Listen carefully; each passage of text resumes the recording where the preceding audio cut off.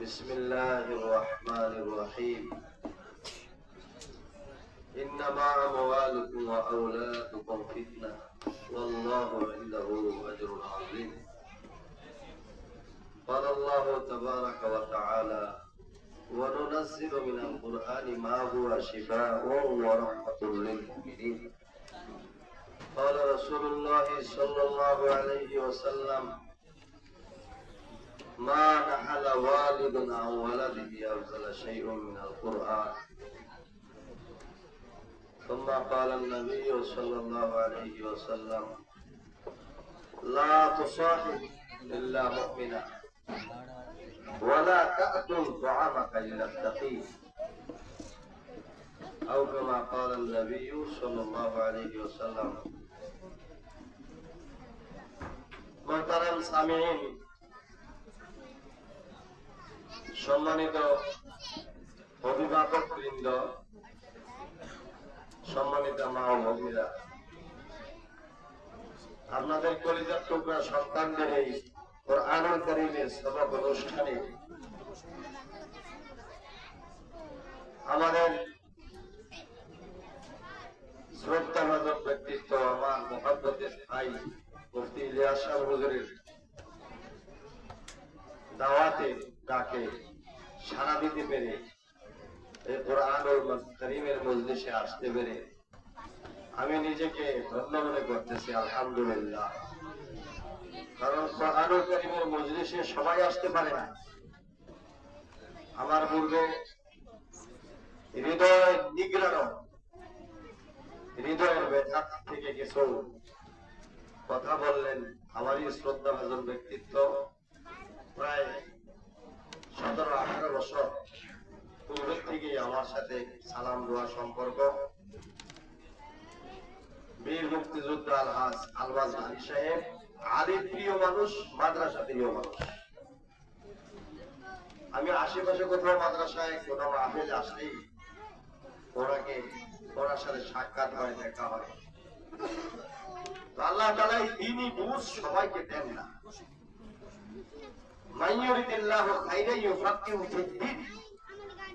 আল্লাহ দুনিয়া আখিরাতে যার কল্যাণ চান, যার সফলতা চান, যার কামিয়াবি চান, দুনিয়ার জিন্দেগিতে আখিরাতের জিন্দেগিতে যাকে আল্লাহ তাআলা সুখে শান্তিতে রাখতে চান, তাকে আল্লাহ তাআলা দ্বীনের সহিহ সহজ বুঝ দান করেন। তো আমাদেরকে আল্লাহ তাআলা মজলিসে আসার তৌফিক দিয়েছেন, দ্বীনি কিছু সহজ বুঝ হইলেও আল্লাহ তাআলা দিয়েছেন। বিদায় সন্তানগুলোকে আমরা ভর্তি করতে পেরেছি আল্লাহ পাকের তৌফিকে। মা বোনদেরকেও আল্লাহ তৌফিক দিয়েছেন, সমাজ বুঝ দিয়েছেন। অত্র অঞ্চলে বাড়ি বাড়িতে আরো বহু মা বোনেরা ছিল যাদের অনেকেরই সন্তান। আপনাদের এই এলাকায় অনেক মা বোনদের সন্তানগুলো এখন পর্যন্ত মাদ্রাসায় দেয় নাই, school college varsity kindergarten KG school English medium এগুলো তালাশ করে। তো সন্তানদেরকে এগুলো তালাশ করে ওখানে দিয়ে আসলে আমি এই সন্তান আল্লাহ তাআলা এই নিয়ামত আমাকে দিয়েছে। আমি অনেক লম্বা কথা বলতে পারবো না। আমার যে নামাজ পড়াইতে হুজুরকে কালকেই বলছিলাম আমার তো বয়সে ছুটিতে আছে, আমার জোর পড়াইতে হবে। তো সংক্ষিপ্ত 2-3 টা হুজুর আলহামদুলিল্লাহ অনেক কথা বলছে। হুজুর আমার অনেক মহব্বতের, অনেক শ্রদ্ধাবান, অনেক ভালো যোগ্য বিজ্ঞানের সামনে হুজুরের সামনে প্রশংসা করে আমি খাটো করতে চাই না। আপনারা আমার সাথে অনেক ভালো জানেন বিশুদ্ধ কোরআনের কারিমের তেলাওয়াত। আমি ওযু করতেছিলাম না, একটা ছাত্র জানাজার দোয়া করতেছিল। আমি অনেক জায়গায় আল্লাহ অনেক, শুধু আমাদের জেলা না, জেলা ভর্তি তো আছে বিভিন্ন জেলায় আল্লাহ অনেক মাদ্রাসায়, আমার মাহফিলগুলো আলহামদুলিল্লাহ মাদ্রাসা কেন্দ্রিক বেশি হয়, অনেক মাদ্রাসায় আমি যাই। বিশুদ্ধ তেলাওয়াত, বিশুদ্ধ দোয়া কালাম খুব কম। হুজুর একটা পয়েন্টে কথা বললেন না যে আমাদের মাদ্রাসার একটা দুর্নাম আছে। কি দুর্নাম? দারুল কোরআন মাদ্রাসায় গেলে নিচে নামায়। এটা দুর্নাম নয়, এটা সুনাম। এটা দুর্ভাগ্য নয়, এটা সৌভাগ্য। এটা একটা ছাত্রকে গঠন করার জন্য শুরু থেকে পরিশ্রমী, মেহনতি, ওস্তাদি, তার জীবনটা যেন বিফল না হয়, সে যেন সফল একজন আল্লাহর দ্বীনের সৈনিক হইতে পারে, এই জন্য মেহনত পরিশ্রম। আমি এসে বসে বসে মনে চিন্তা করলাম অনেকদিন আগে আল্লাহ কোরআন ছিল আসছিলাম, আবার ওই যে আজীবন সদস্য আসছিলাম, এরপরে জানলাম কত মাদ্রাসায় যায়, ভবন, বিল্ডিং, টাইলস, বাথরুম, কত কিছু, কিন্তু পড়া নাই। ওটার নাম মাদ্রাসা না। আল্লাহ টিভির চালে মিশে, আল্লাহ ভাঙ্গা ঘরে ভাঙ্গা বেড়া, কিন্তু আল্লাহ বেহেশতের বাগান তাল বেলেনদের দ্বারা, ওলামায়ে কেরামের দ্বারা এই প্রদত্ত অঞ্চলে যেখানে জীবনযাত্রার সব সুবিধা, যেখানে হাতের মুঠে হাতের কাছে নাই, আল্লাহ মেহেরবানি করে কবুল করে এই জমিনটাকে কবুল করে হুজুরের আব্বা আম্মার পরিশ্রমে নেক দোয়া মেহনতে কবুল করে এখানে আল্লাহ জান্নাতের বাগান সাজায় দিয়েছে। আলহামদুলিল্লাহ। হুজুররা 8-9 ভাই, সবাই বাবা ভাই লাইনে লাগাই দিয়ে গেছে। আলহামদুলিল্লাহ। আমরা 7টা ভাই, সব মিলিয়ে মা বাবা লাইনে লাগাই দিয়ে গেছে। এরকম আরো ফ্যামিলি, আরো পরিবার থাকতে পারে। লম্বা কথার সময় না, আগেই বলছি, সেই সময় আমি যদি আখেরাতে উপকৃত হতে চাই, কি হতে চাই আখেরাতে, আমার সন্তান দিয়ে আমি যদি আখেরাতে উপকৃত হতে চাই, আমি আখেরাতে লাভবান হতে চাই। আমাদের জনাব আলহাজ আলমাজ জানি সাহেব বলছে, ভাই আমি বুঝি নাই, আমি ভুল করছি, এখন বুঝে আসছে, কিন্তু কি করব, সন্তানটা তো বড় হয়ে গেছে। সন্তানটা কি হয়ে গেছে? বড় হয়ে গেছে। বলেন আমার সাথে, সন্তানটা কি হয়ে গেছে? বড় হয়ে গেছে। বড় হয়ে গেলে তাদের ভিতর থেকে পাকাপোনা আর যায় না। বেনামাজিকে যদি একটা সন্তান কোনদিন অভ্যস্ত হয়ে যায়, তার নামাজে আনা বড় কঠিন, সে আর নামাজে আসতে চায় না। কথা বলে না? কোন একটা মেয়ে যদি ব্যবহারদার চললে অভ্যস্ত হয়ে যায়, বেনামাজিকে চললে অভ্যস্ত হয়ে যায়, তার পর্দায় আর নামাজে আনা বড় কঠিন এবং দূর হয়ে যায়। শুনেন, কাদা মাটি যখন কাদা থাকে, শুনে যে যারা মুরব্বীরা আছেন, এখন তো কুমার বাড়ি নাই, আমরা ছোটবেলা কুমার বাড়ি দেখছি। কুমার বাড়ি ছিল না? কুমার বাড়ি জায়গায় জায়গায় কুমার বাড়িতে কলসি বানাইতো, মটকা বানাইতো, রসের হাড়ি বানাইতো, দশটা লোটা বানাইতো, ঘোড়া বাসন বানাইতো, ঘোড়া দিয়া মানুষের বেল খাওয়াইতো। কথা বলে না? ছিল না এখনো? এখনকার বাচ্চারা বলতে পারবে না, কারণ ওরা দেখে নাই। এই কুমার বাড়িতে সেই মটকা, কলসি, ঘোড়া, লোটা, রসের হাড়ি, সেই মাটিটা দিয়ে বানাইতো। সেই মাটিটা কি শক্ত না কাদা? বুঝলেন না? কাদা না? কাদা মাটিতে টিপ দিয়া ঘোড়া বানাইতে চাইলে ওই একটা চাকি করতো, দেখছেন? তো কুমার সাপ, যিনি কুমার ছিল, ওই কুমার যে বেটা, ওই চাকির পাশে বসে থাকতো, হাতের টেকনিক দিয়া ঘোড়া বানাইতে চাইলে ঘোড়া, বাসন বানাইতে চাইলে বাসন, কলসি বানাইতে চাইলে কলসি। ছিল না? কেন পারতো? ওই মাটিটা কাদা। মাটিটা কি? কথা বলে না, মাটিটা কি? মা বোনরা ভালোভাবে বোঝেন, যারা অনেক বয়োবৃদ্ধা মা বোনরা আছেন, চাষিরা, দাদিরা, নানিরা, আপনারাই কুমার বাড়ি দেখছেন। তো কাদা, মাটিটা কাদা বিধায় ওই মাটিটা দিয়া যা ইচ্ছা তা বানানো যায়। ঠিক ওই মাটিটাকে আপনি যদি ইটের ভাটায় দিয়া, ভাটার ভর্তির আগুন দিয়া ইটের ভাটায় পোড়ান, আর ওটা যদি পড়তে পড়তে পড়তে পড়তে জ্বালা হয়ে যায়, তখন ওই জ্বালা ইট দিয়ে আপনি আর কিছুই বানাইতে পারবেন। এবং ওই জ্বালা ইট দিয়ে কিছুই বানাইতে পারবেন না, আর ওই জ্বালা ইটটা শেষ পর্যন্ত কোনো কাজেও লাগবে না। কথা ঠিক? আল্লাহ পাক রব্বুল আলামিন বলেন, ইন্নামা আমওয়ালুকুম ওয়া আওলাদুকুম ফিতনাহ, পরীক্ষার বিষয়। ফিতনাতুন আই ইমতিহানুন আযীম, বড় পরীক্ষার বিষয় দুনিয়াতে বানাইছি। দুইটা জিনিস দিছি, বান্দা বান্দি। এইভাবেই দুনিয়ার ধন সম্পদ, ছেলে মেয়ে আর ধন সম্পদ এবং নিয়ামত দিয়া বেবাই ছাড়িয়া দেই নাই, আমি পরীক্ষার বিষয় বানাইছি। ভালো কাজে ব্যবহার করো না মন্দ কাজে ব্যবহার করো, আমি আল্লাহ দেখতে চাই। আইয়ুকুম আহসানু আমালা, আমার কাছে তো আসবে, যেতে হবে না? কথা হয় না? কত মুরব্বীরা ছিল, সবাই চলে গেছে। হুজুরের আব্বা আম্মা কষ্ট করে, মেহনত করে, পরিশ্রম করে, খাইয়া না খাইয়া 8টা ছেলেকে আলেম, হাফেজ, মুফতি, যুগ শ্রেষ্ঠ, যোগ্য বিজ্ঞ আলেম বানায় প্রতিষ্ঠিত করে বাড়িঘর সব ছাইয়া দিয়া এই জমিনের মাদ্রাসার জন্য রক্ষা করে দিয়া চলে গেছে। কথা হয়? সাথে কি নিয়েছে? আও ওয়ালাদুন সালিহুন ইয়াদউ লাহু। সন্তানগুলারে আলিম বানায় আসবা, হাফেজ বানায় আসবা, কারি বানায় আসবা, মুফতি বানায় আসবা, দিনদার বানায় আসবা, নামাজি বানায় আসবা, কোরআনওয়ালা বানায় আসবা।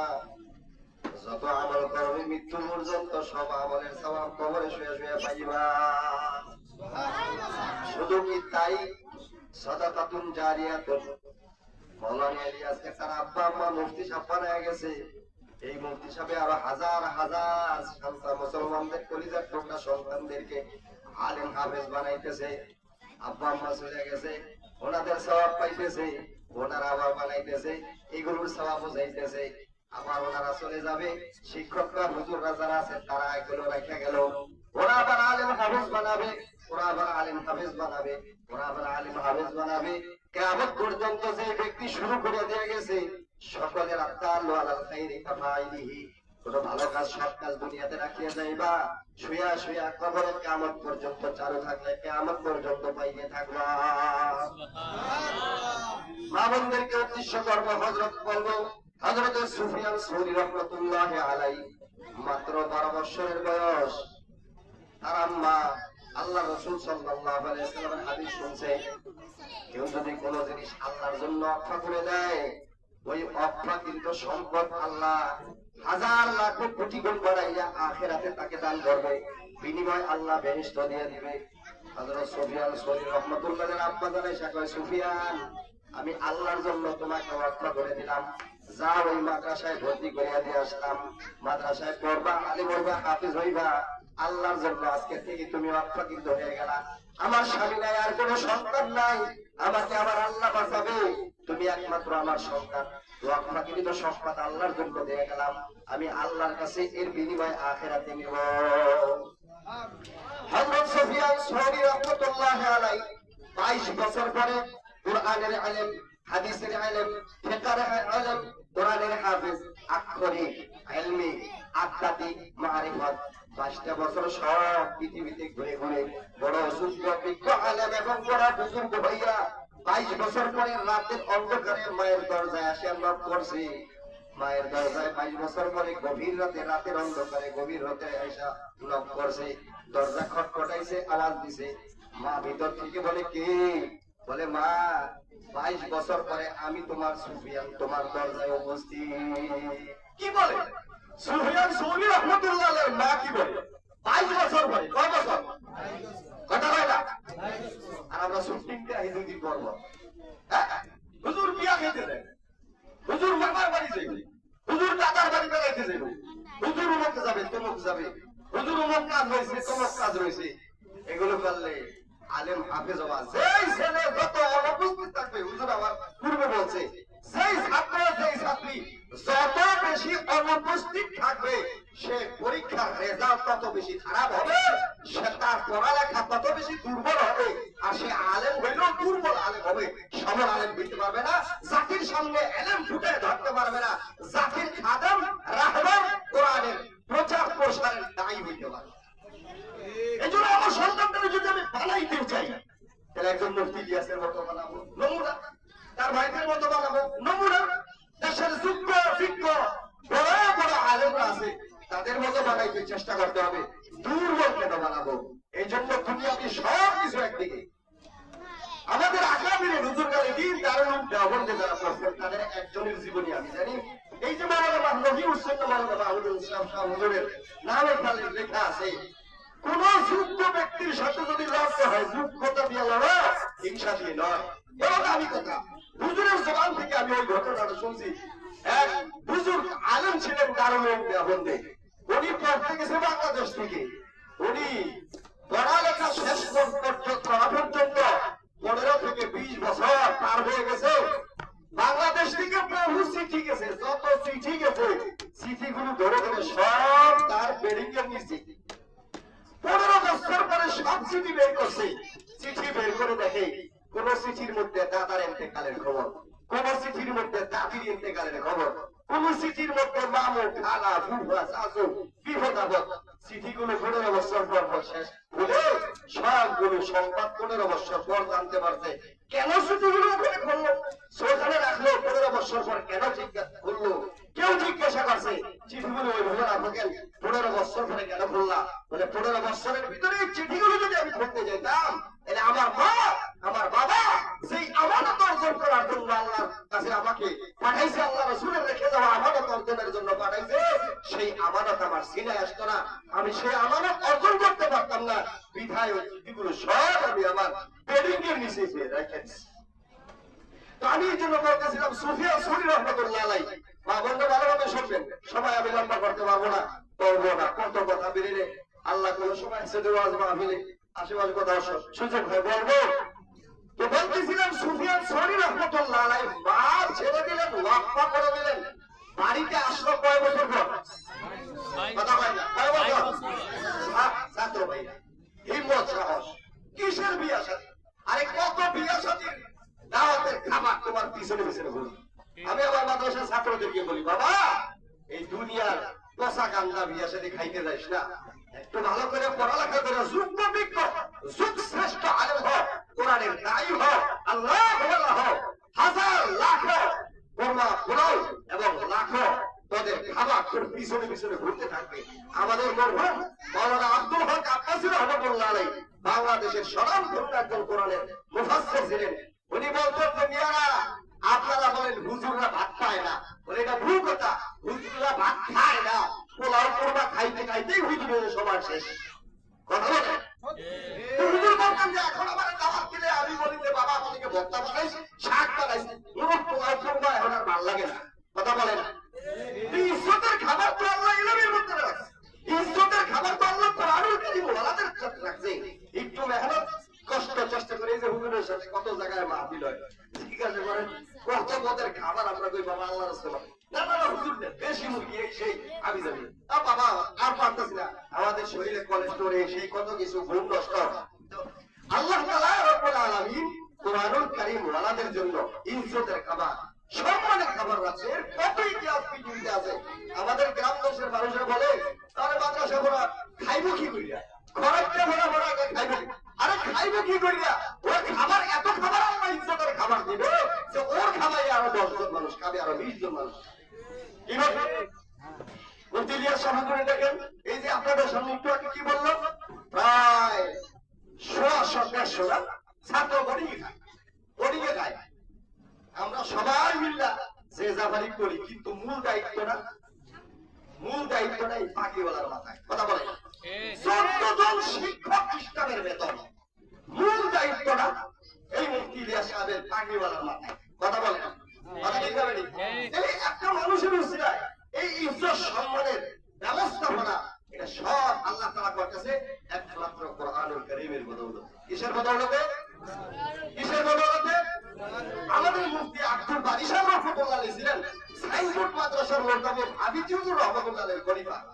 উনি বলতেন মুসলমান সন্তানদের ছোটবেলা যখন কাদামাটি থাকে, কাদামাটি ওদের সিলেট গুলো কলম নামক সিলেটটা যখন পাক পবিত্র পরিষ্কার থাকে, ওদের এই কলম নামক সিলেটটার মধ্যে কোরআনুল কারীম ঢুকায় দাও, খোদার কসম ও কোনদিন নাস্তিক মুরতাদ হবে না। কোরআন চুমুকের মতো মৃত্যু পর্যন্ত তোমার সন্তানকে আল্লাহ রাসূলের পথে রাখে, কোরআন চুমুকের মতো টাইনা টাইনা এই দ্বীনি পথে কোরআনের পথে করে না। আর যদি সন্তানদেরকে কোরআন না শিখাও, নামাজ না শিখাও, দিন না শিখাও, বড় হয়ে এগুলো নাস্তিক মুরতাদ হবে, কোরআনের বিরুদ্ধে কথা বলবে, ইসলামের বিরুদ্ধে কথা বলবে, আর তুমি মা বাপ অভিশপ্ত হয়ে জাহান্নাম কামাই করা সন্তানদের দিয়া জাহান্নাম কামাই করে দুনিয়া থেকে যাইবা। কথা ঠিক না বেশি? এই জন্য আমি আর লম্বা কথা বলবো না, বলতেছিলাম মা বলতে উদ্দেশ্যে হযরত সুফিয়ান সৌরি রাহমাতুল্লাহ আলাইহি কয় বছর পর আসলেন? কথা কয় না, কয় বছর পরে? এবার মা কি মা দেখেন, আহা হা রে মা কাকে বলে মা?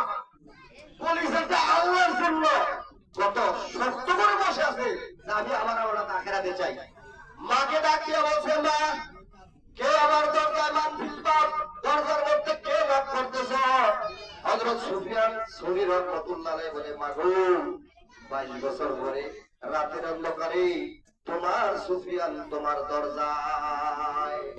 হযরত সুফিয়ান সৌরি রাহমাতুল্লাহ আলাইহি আম্মাজান ভিতর থেকে ডাকতে বলেন সুফিয়ান যেই জিনিস একবার কেউ আল্লাহর জন্য ওয়াকফ করে দেয়, ওয়াকফকৃত সম্পদ ফেরত নেওয়া জায়েজ নাই। আমি তোমাকে আল্লাহর জন্য অফা করে দিছি, যাও যাও, আমার দরজা তোমার জন্য খুলবে না। হাসরের ময়দানে ওয়াকফাকৃত সম্পদ আল্লাহর কাছ থেকে আমি বুঝে নেব। 5 বছর পরে মায়ের দরজা খুললেন না, আল্লাহর জন্য অফা করছেন তো করছেন। সেই সুফিয়ান সৌরীকে আল্লাহ কত বড় বানাইছে জানেন? হজের সময় একবার খলিফা মনসুরের বিরুদ্ধে সুফিয়ান সৌরী রাহমাতুল্লাহ আলাইহি ফতোয়া দিয়েছিলেন, খলিফা মনসুরের একাত করা জায়েজ নয়, ও মুরতাদ হয়ে গেছে, কোরআন বিরোধী আইন মুসলমানদের মধ্যে প্রয়োগ করছে, এই জন্য তার বিরুদ্ধে জিহাদ ফরজ। হযরত সুফিয়ান সৌরী রাহমাতুল্লাহ আলাইহি ঘোষণা দিয়েছিলেন মুসলিম বিশ্বের জন্য। তো সুফিয়ান সৌরীর কাছে কেউ খবর পৌঁছেছে যে খলিফা মনসুরের কাছে কেউ খবর পৌঁছেছে সুফিয়ান সৌরী তোমার বিরুদ্ধে এই জিহাদের ঘোষণা দিয়েছে এবং তোমার বিরুদ্ধে ফতোয়া দিয়েছে, তাই নাকি? হ্যাঁ। বলে সে কোথায় আছে বর্তমানে?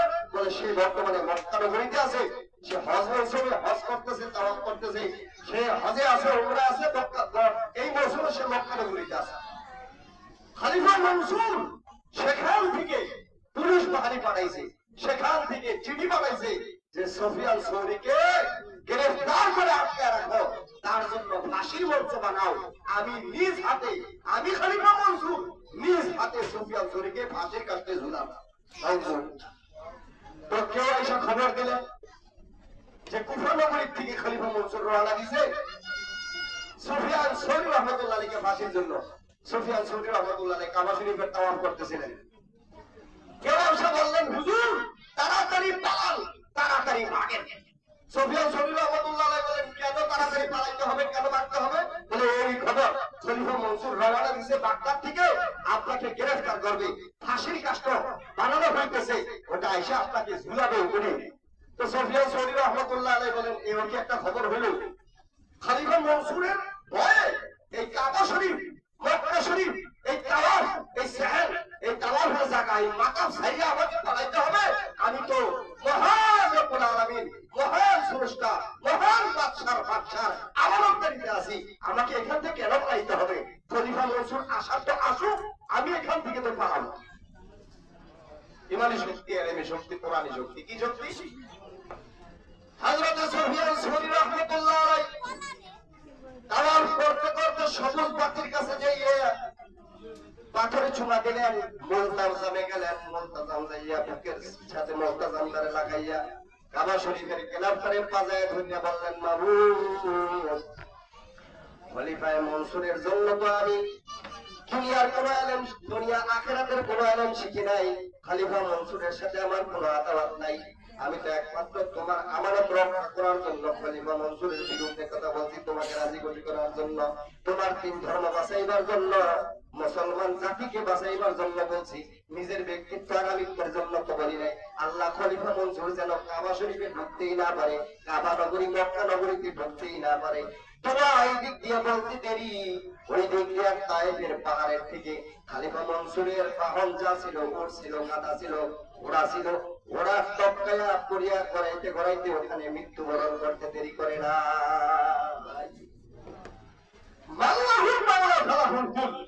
এই জন্য মায়েদেরকে বলবো, এই পৃথিবীর ইতিহাসে যত যোগ্য বিজ্ঞ আলেম আছে, যত ইমাম আছে, যত আল্লাহর ওলিরা আছে, হযরত মাইনুদ্দিন চিশতি, কুতুবউদ্দিন বখতিয়ার কাকি, ইমাম বুখারী, ইমাম মুসলিম, ইমাম আহমদ ইবনে হাম্বল রাহমাতুল্লাহ আলাইহি সহ যত যোগ্য বিজ্ঞ আলেম আল্লাহর ওলি হয়েছে, সকলের পিছনে ছিল মায়েদের পরিশ্রম এবং মায়েদের দোয়া। বায়েজিদ বুস্তামি রাহমাতুল্লাহ আলাইহি যৌবন অবস্থায় যুগশ্রেষ্ঠ ওলি হয়েছেন, এর পিছনে নৈপথ্য কাহিনী কি আপনারা সবাই জানেন। মায়ের একটা দোয়া দিনের মতো আসমানে কবুল হয়ে গেছে, আল্লাহ তাআলা যোগ্য বিজ্ঞ যুগশ্রেষ্ঠ আলেম এবং ওলি বানাইছে। এজন্য মায়েদেরকে বলবো, এই সন্তানদেরকে মানুষ করার জন্য খুব বেশি দোয়া, খুব বেশি পরিশ্রম, খুব বেশি মেহনত, মাদ্রাসার সাথে লেগে থাকা আমাদের আখিরাতের সমান। আল্লাহ কি বলেন? ওয়াল্লাহু ইন্নাহু আজরুন আযীম। ওলামায়ে কেরাম বসা আছে, আল্লাহ ওলামায়ে শোন, সন্তান দিছি নিয়ামত, অর্থ সম্পদ দিছি নিয়ামত, ধান পাট করে মুসুরি জায়গা জমি নিয়ে নিয়ামত দিছি, পরীক্ষার বিষয়, পরীক্ষা যদি পাস করতে পারো, আল্লাহ পরীক্ষা পাসটা কিভাবে করবো? সন্তানগুলোকে কোরআন শিখাবি, দিন শিখাবি, আলেম বানাবি, হাফেজ বানাবি, নামাজি বানাবি, দিনদার বানাবি। আল্লাহ অর্থ সম্পদ পরীক্ষাটা কিভাবে পাস করবো? আল্লাহ বলে রেখেছেন অর্থ সম্পদ গুলো মাদ্রাসা মসজিদে সরকারে দাঁড়িয়ে আলেম ওলামা সন্তানদের দিন শিখার পিছনে ব্যয় করবি। আল্লাহ বলেন আল্লাহু ইন্নাহু আজরুন আযীম। এগুলো সব কাজে ব্যবহার করে আসতে পারলে আমি আল্লাহর কাছে বিরাট বড় পুরস্কার উপহার আছে। আল্লাহ সেই পুরস্কারটা উপহারটা কি? সেটা হলো জান্নাতুল তাজরি মিন তাহতিল আনহার। আমি আল্লাহ বিশাল বড় সর্বনিম্ন জান্নাত থেকে যা দেব, এই দুনিয়ার 10 দুনিয়ার সমান একটা জান্নাত তোমার জন্য তৈরি করব। সুবহানাল্লাহ। এজন্য আল্লাহ কথা বলবো না। রাসূল পাক সাল্লাল্লাহু আলাইহি ওয়াসাল্লাম বলেন লা তুসাহিব ইল্লা মুমিনা। মুমিন ছাড়া বন্ধু আর সাথী বানায়ও না। ওয়ালা তাকুল তুহামাকা ইল্লা তাকি। আরে খানা পিনা টাকা পয়সা যদি খরচ করতে হয় তো মুত্তাকি পরহেজগার তিনটা মানুষের পিছনে খরচ করো। হুজুর সাল্লাল্লাহু আলাইহি ওয়াসাল্লামের বুখারী শরীফে হাদিস আছে। আমাদের করোনা মাহমুদুল মুস্তাফা হুজুর অনেক জায়গায় অনেকেই বয়ান করে। হুজুরের জবাব দিয়ে এই বয়ানটাই হাদিস খানা আমি অনেকবার শুনছি। যাত্রাবাড়ি মাদ্রাসায় আমি কয়েকবার শুনছি। হুজুর বলেন ইন্নাকুম তুরজাকুনা লিদুআফাইকুম। ফ্যাক্টরিওয়ালারা, ম্যানওয়ালারা, জমিদাররা, ধানওয়ালারা, এই যা কিছু আল্লাহ না দেয় ব্যবসায়ীরা, মশলাদিরা, তোমরা মনে করো যে এগুলো আমাদের হাতের কামাই। আল্লাহ বলেন না। আল্লাহ রাসূল সাল্লাল্লাহু আলাইহি ওয়াসাল্লাম ফরমানে যে তোমাদের রিজিকে যে বরকত হয়, দোকানে বরকত হয়, ফসলে বরকত হয়, ধানের মধ্যে বরকত হয়, এই রিজিক দিন দিন যে বাড়তেছে। তুমি আগে স্মরণের ঘর মনে করেছিলা, পরে তোমার টিনের ঘর হইলো, টিনের ঘরের থেকে তোমার এখন বিল্ডিং হইলো, তোমার কলকারখানা হইলো, দুইটা দোকানের মালিক হইলা, ছেলে হইলো, এস্টাবলিশ হইলো। এই যে মেল ফ্যাক্টরিতে যে জায়গা জমিনে যেখানে যত বরকত দিচ্ছে আল্লাহ লিদুআফাইকুম। হুজুর বলেন যে শেষ রাত্রিতে তাহাজ্জুদের নামাজের সময় হেফজখানার ছাত্ররা, কোন নুরানির ছাত্ররা, কিতাব খানার ছাত্ররা, তোমরা তো ঘুমায় থাকো, তোমাদের ফজরের নামাজের খবর থাকে না। এই নামাজ না হইলে গজবের দরজা তোমাদের খোলা হয়, কিন্তু ওদের কারণে আল্লাহ রহমতের দরজা খুলে দেয়। বিধায় আল্লাহ তোমাদের ওই যে 10টা চাল দাও, ওই যে 10 কেজি ডাল দাও, বছরে বছরে যে কোনো সময় 25 কেজি চাল দাও, রমজান মাসে 2,000-5,000 টাকা 10,000 টাকা তাওবীদের খেদমতের জন্য দাও। ওটার বরকতে আল্লাহ তোমাদের রিজিকের মধ্যে, ব্যবসার মধ্যে, জমিনের মধ্যে, ফসলের মধ্যে আল্লাহ তাআলা বরকত দিয়ে দেয়। শুনুন, সারা বিশ্বে আমি আরেকটা কথা বলে শেষ করছি। সারা বিশ্বে করোনা ভাইরাসে যেই ভয়াবহ ক্ষতি করছে, সেই তুলনায় আমাদের মাতৃভূমি এই বাংলাদেশে বাংলার জমিনে লাখ ভাগের কোটি ভাগের 1 ভাগ হয়নি। কথা হয় না, বুঝে না কেন হয় নাই? হুজুর বলতেছিলেন যে সেই ওই সময় প্রাইম মিনিস্টার ছিল শেখ হাসিনা। হুজুর বলেন যে স্বরাষ্ট্রমন্ত্রীকে ফোন দিছি, যদি আল্লাহর গজব থেকে বাঁচতে চাও কমপক্ষে নুরানি আর হেফজখানা মাদ্রাসাগুলো খুলে দেয়। যখন ওরা শেষ রাত্রে ঠান্ডা পানিতে ওযু করে কোরআন পাকের তেলাওয়াত শুরু করবে, তখন আল্লাহর রহমতের দরজা খুলবে, গজবের দরজা আল্লাহ বন্ধ করে দিবে। যদি ভাইরাস থেকে বাচ্চা চাও, সেই পরামর্শ অনুযায়ী কাজ করছে। এই প্রত্যন্ত অঞ্চলে যেখানে কোনো রাস্তা নাই, ঘাট নাই, বৃষ্টি বাদল হলে কাদা পানি, মানুষ কত সুযোগ সুবিধা নিয়ে পড়ে। এখানে আপনাদের এই প্রত্যন্ত অঞ্চলে আলহামদুলিল্লাহ আলহামদুলিল্লাহ অনেক সুন্দর একটা আল্লাহ রাসূলের ফুলের বাগান সাজাইছে। কোরআনের পাখিগুলো সামনে বসে আছে। এর ভিতরে আসলে এমনি দিনের ভিতরে শান্তি লাগে। কোরআনের পাকের তেলাওয়াত হইতে থাকলে আরো এলাকার মধ্যে বরকত হয়। কোরআনের পাকের তেলাওয়াত হইতে থাকলে এলাকার কবরস্থানের আযাব, কবরের আযাব আল্লাহ তাআলা মাফ করে দেন। এজন্য এই মাদ্রাসাটা বেগবান হোক, আরো চলতে থাকো। 100-150 ছাত্র ভর্তি হয়েছে, লম্বা খরচ। আমরা 2-3 জনের একটা সংসার চালায় পাগল হয়ে যায়, টেনশন হয়ে যায়। চাল থাকলে ডাল থাকে না, মরিচ থাকলে রসুন থাকে না, রসুন থাকলে পেঁয়াজ থাকে না, তরকারি থাকলে মাছ থাকে না। সংসারে মানুষ কয়জন? হুজুর 3 জন 4 জন। আর মাওলানা মুফতি ইলিয়াস সাহেবের সংসারে 100 থেকে 150 মানুষ, 150 মানুষের সমাগম। এই 150 মানুষের সংসারিক বাজার চারটিখানি বিষয়টা একটু চিন্তা করতে হবে। সেই সুবাদে আমরা যে কোনো সময় মাত্র অনেক বড় না, আমাদের অনেক পাতা যায় গেলে লম্বা লম্বা কালেকশনের কথা হয়। হুজুর 50 কেজি, 100 কেজি, 200 কেজি, 2 বলতা, 5 বলতা, 20 বলতা। হুজুর বলেন যে হুজুর আমাদেরও তো লম্বা চড়া কিছু না, মাত্র 25 কেজি চাল বছরের যে কোনো সময়। রমজান মাস তো সামনে আসতেই আছে, রমজান মাসে চাল ডাল, টাকা পয়সা, টাকা ফেতরা ইত্যাদি ইত্যাদি এগুলো মানুষ তো ভাই করে। সেই সময়টা আমাদের এখানে যদি মাত্র 25 কেজি করে 1 বস্তা চাউলের কথা লেখায় দেওয়া যায়, সুযোগ সুবিধা মতো যে কোনো সময় দিয়ে দিবে। মা বোনরা ওখানে আছেন, মা বোনরাও লেখায় দেন। এখানে আমরা পুরুষ ভাইরা মুরব্বীরা